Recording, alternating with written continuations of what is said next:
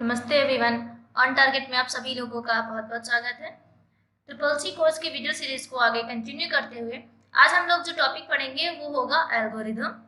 Algorithm के बारे में आप लोगों ने थोड़ा बहुत सुन रखा होगा, नहीं कुछ तो एटलीस्ट इसका नाम तो सुन ही रखा होगा। यहाँ पर आपको हिंदी और इंग्लिश दोनों में इसकी जानकारी मिलेगी। तो सबसे पहले हम लोग इंग्लिश में बात करेंगे, लेकिन उससे पहले मैं आपको बता दूं कि इस पूरे वीडियो में आपको क्या क्या मिलने वाला है। जैसे कि एल्गोरिदम क्या होता है और इसका यूज क्या है, कहाँ कहाँ यूज होता है, इसके फायदे क्या हैं, इसके नुकसान क्या है। ऐसे कई सारे क्वेश्चंस के आंसर्स आपको यहाँ पर इस एक वीडियो में मिलने वाले हैं। तो वीडियो को लास्ट तक देखना मत भूलिएगा। स्किप करने से आप कोई भी एक नॉलेज मिस कर सकते हैं। तो चलिए कंटिन्यू करते हैं। Computers can neither think nor make decisions on their own. हमारा जो कंप्यूटर सिस्टम है वो ना ही सोच सकता है और ना ही अपने खुद के डिसीजंस ले सकता है। They require instructions to perform each and every task. They therefore depend entirely on the human beings for instructions to solve any problem. Hence, before any problem can be solved using a computer, the person writing the program must familiarize himself with the problem and with the way in which it has to be solved. Before coding the problem in a computer language, it is better to represent the problem in small and clear steps by using algorithms. That means कि आपका जो computer system है वो ना खुद से decision ले सकता है और ना ही खुद से सोच और समझ सकता है, और इसीलिए हम क्या करते हैं, हर एक टास्क को परफॉर्म करने के लिए इसको एक सोचने की क्षमता देते हैं।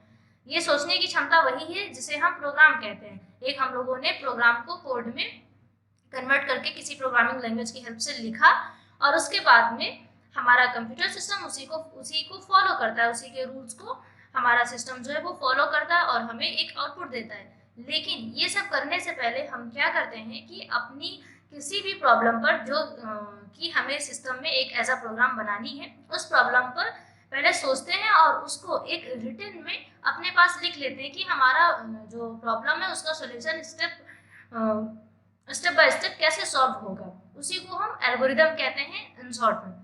अब एग्जैक्टली एल्गोरिदम की अगर डेफिनेशंस की बात करें तो a programming algorithm is a procedure और formula used for solving a problem. It is based on the conducting a sequence of specified actions in which these actions describe how to something and your computer will do it exactly that way every time.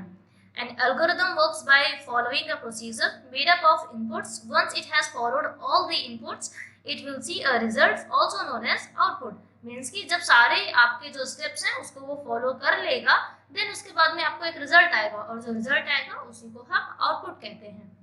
अभी हम बात करेंगे characteristics की कि हमारा जो algorithm है इसकी प्रॉपर्टीज या कैरेक्टरिस्टिक्स क्या होती हैं और कितनी होती हैं। तो इसकी कुछ फिक्स प्रॉपर्टीज हैं, जैसे कि finiteness, definiteness, generality, effectiveness and input output. यानी कि आपके एल्गोरिदम में ये इतनी चीजें इन्वॉल्व होना मस्ट है। अगर एक एल्गोरिदम जैसे कि कोई भी काम अगर आप करते हैं तो उस काम को करने के कुछ रूल्स होते हैं और उस काम के किसी अच्छे प्रेजेंटेशन को देने के लिए कुछ तरीके होते हैं। तो अगर आप उनको फॉलो करते हुए काम करेंगे तभी आपका जो वर्क है वो एक इफेक्ट देगा अच्छा, अदरवाइज उसमें कोई ना कोई कमी आ सकती है। तो इसीलिए इन कैरेक्टरिस्टिक्स को, इन प्रॉपर्टीज को आपको फॉलो करना जरूरी होता है एल्गोरिदम को एक बनाते वक्त।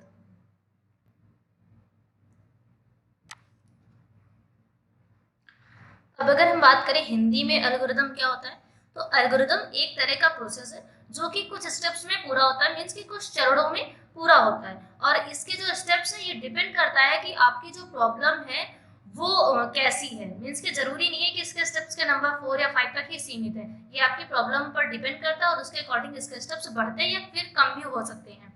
एल्गोरिदम किसी भी प्रॉब्लम्स को छोटे छोटे पार्ट्स में बांट करके सॉल्व करने का एक प्रोसेस होता है। कंप्यूटर प्रोग्रामिंग में इस चीज़ का बहुत ही ज़्यादा यूज होता है। ये सिर्फ इसलिए ही नहीं कि ये इसका एक पार्ट है, ये इसलिए भी क्योंकि इससे आपकी किसी भी प्रॉब्लम को सॉल्व करने के लिए एक बहुत ही इफेक्टिव तरीका मिल जाता है आपको।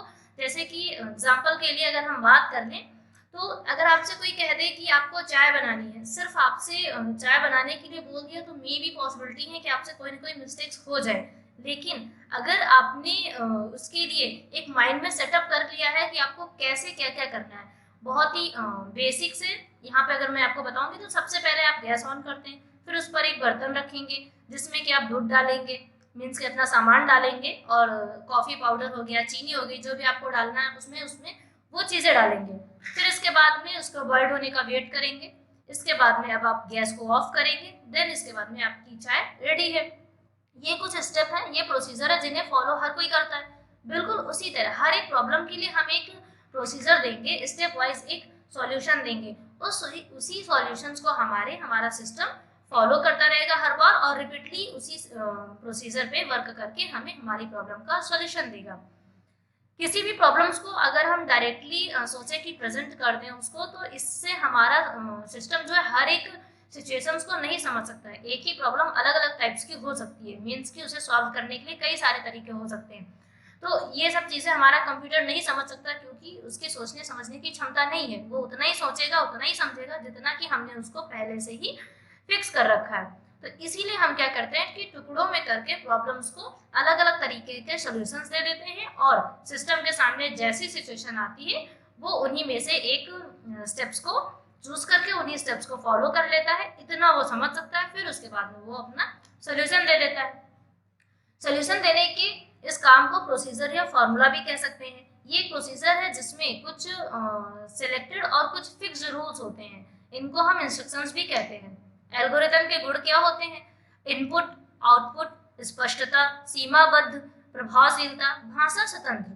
तो ये इतने जो इसके गुण हैं, इनका सीधा सा मतलब ये है कि आपके पास इनपुट करने के लिए कुछ होना चाहिए, आपके पास आउटपुट जो रिजल्ट है वो जरूर आना चाहिए, इसके बीच में आपके पास जो है वो क्या होना चाहिए कि आपका जो एल्गोरिथम है वो स्पष्ट होना चाहिए, मीन्स कि वो क्लियर होना चाहिए, देखते ही समझ में आ जाए, बहुत ही ज़्यादा हौच पौच नहीं होनी चाहिए उसमें। फिर सीमाबद्ध यानी कि एक लिमिटेशन उसमें होनी चाहिए, और इफेक्टिव भी हो। ऐसा भी हो आपका एल्गोरिथम, ये नहीं कि आपने बस प्रॉब्लम को सॉल्व करने का एक तरीका रख दिया है लेकिन वो कोई इफेक्ट नहीं देता है, तो इससे सामने वाले को इजीली समझ में नहीं आता है। फिर भाषा स्वतंत्र का मतलब है कि जो आपकी लैंग्वेज है वो भी अकॉर्डिंग टू सिस्टम या फिर समझने लायक ऐसी एक लैंग्वेज होनी चाहिए। चलिए नेक्स्ट देखते हैं। अब हम बात करेंगे एग्जाम्पल के बारे में। तो एग्जाम्पल्स के लिए मैं यहाँ पे, अगर जैसे आप सिस्टम पर कोई प्रोग्राम बना रहे हैं, यहाँ पर आपको प्रोग्राम बनाने वाले हैं, कोई 3 नंबर्स हैं और उनका आप एवरेज निकालने वाले हैं। तो एवरेज निकालने का प्रोसेस क्या होता है? कोई भी नंबर्स, जैसे 3 नंबर्स के बारे में आपको बात करनी है, तो आपने 3 नंबर्स लिया, यहाँ पर जो भी आपको 3 नंबर्स लेनी है, और उसके बाद में आपको क्या करना है, उन 3 नंबर्स को 3 से आपको डिवाइड कर देना है। तो ये होता है आपका सिंपल सा प्रोसेस। अभी हम चाहें तो डायरेक्टली भी यहाँ पर ये बात रख सकते हैं, लेकिन सिस्टम इस चीज़ को नहीं समझेगा। तो इसीलिए हम क्या करते हैं, अपने माइंड को सेट करते हैं कि हमारी प्रॉब्लम क्या है, कि हमें 3 नंबर्स का एवरेज निकालने के लिए एक प्रोग्राम बनाना है। अब हम क्या करेंगे, इसका एक एल्गोरिथम तैयार कर लेंगे। सबसे पहले हमें प्रोग्राम को स्टार्ट करना है, उसके बाद में हमको क्या करना है, 3 नंबर्स को रीड कराना है, यानी हमारा जो प्रोग्राम है वो 3 नंबर्स जो भी एंटर कराएगा यूजर्स, उन 3 नंबर्स को रीड करेगा। वो कोई भी नंबर्स हो सकते हैं ABC। इसके बाद में फिर वो कैलकुलेट करेगा एवरेज को। एवरेज का फॉर्मूला होता है, उस फॉर्मूले को हम दे देंगे जिसकी हेल्प से वो एवरेज को कैलकुलेट कर पाएगा। देन इसके बाद में अब उसने कैलकुलेट कर लिया है, अब वो डिस्प्ले कर देगा हमारे एवरेज को। जब डिस्प्ले कर देगा तो प्रोग्राम को स्टॉप करना भी जरूरी है। एल्गोरिथम की 2 मेन पार्ट होते हैं, पहला स्टार्ट और दूसरा स्टॉप। इन 2 चीज़ों को आप जरूर याद रखिएगा।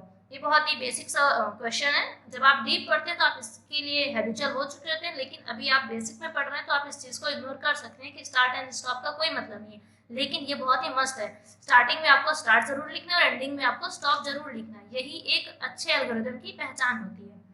इसके बाद में हम बात करते हैं यहाँ पर कि एल्गोरिथम का जो प्रोसेस है वो किस जगह पर आता है, मीन्स कि स्टेप के कौन से नंबर पर आता है। तो सबसे पहले आप प्रॉब्लम्स लेते हैं, प्रॉब्लम्स लेने के बाद आप एल्गोरिथम तैयार करते हैं, एल्गोरिथम के अकॉर्डिंग आप एक प्रोग्राम का कोड लिखते हैं, और उसके बाद में आपका प्रोग्राम तैयार हो जाता है। देन उसके बाद में कंप्यूटर सिस्टम में आपका प्रोग्राम इनपुट लेकर के आउटपुट आपको प्रोवाइड करता है। ओके, तो इस तरह से एल्गोरिथम आपका क्या है, आई होप आपको समझ में आ गया होगा। एंड आप बहुत सारे एग्जांपल्स ले सकते हैं इसके बारे में। तो thank you for watching this video पसंद आया तो प्लीज़ वीडियो को लाइक ज़रूर कर दीजिएगा एंड दूसरे फ्रेंड से भी शेयर कर दीजिएगा। चैनल को सब्सक्राइब करना मत भूलिएगा। चैनल पर अगर आप नए हैं तो बेल आइकन भी प्रेस कर लीजिए, जिससे कि आपको हमारे आने वाले वीडियोस की अपडेट्स मिलती रहें।